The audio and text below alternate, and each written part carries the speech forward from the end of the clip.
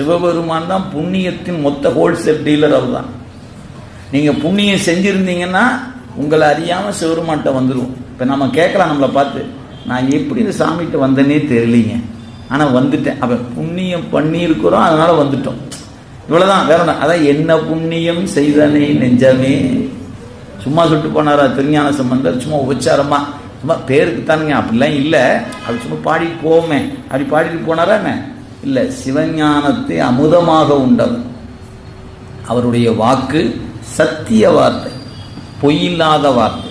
எனவே நாம புண்ணியம் செய்திருக்கிறோம் அப்படின்னு எப்படி கண்டுபிடிப்பது அப்படின்னு கேட்டா, இந்த பிறப்பில் நான் சிவபெருமானை வணங்குகிறேன் என்பதுதான் நான் செஞ்ச புண்ணியத்தின் அடையாளம். எங்கிட்ட இருக்குது. அது புண்ணியம் காரணம். அந்த புண்ணியத்தினுடைய காரணத்தினால வெளிப்படுகிற காரியம் என்ன அப்படின்னு கேட்டீங்கன்னா, காரியம் சிவனடியாராக இருப்பது. நாம் அந்த வகையில பார்த்தோம்னா ஏதோ செய்திருக்கோம், என்ன செஞ்சேன்னு தெரியல, எப்ப செஞ்சோன்னு தெரியல, ஆனால் செய்திருக்கிறோம். செஞ்சங்காட்டித்தான் தண்ணீர் என கருளி தன் கருணை வெள்ளத்து அந்த பெருமான் நம்ம என்ன பண்ணிக்காரு, இந்த திருநீற்றை நம்ம கையில கொடுத்து நமக்கும் பூச வச்சு அவனுடைய உருத்திராக்கத்தை நமக்கு அணிவித்து நமச்சிவாய அப்படின்னு சொல்ல வச்சிருக்கிறான். இல்லைன்னா என்ன பண்ணிருப்பாருங்க, சொல்லாத கூட்டத்தில் கொண்டு சேர்த்திருப்பார்.